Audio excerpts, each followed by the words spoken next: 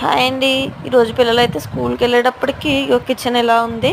వాళ్ళకి నేను టిఫిన్ ఏం చేయలేదు, కొంచెం ఒంట్లో బాగోక వాళ్ళే చాకోస్ పాలు తినేసి వెళ్ళిపోయారనమాట. మా కోసం ఉప్మా చేస్తున్నాను.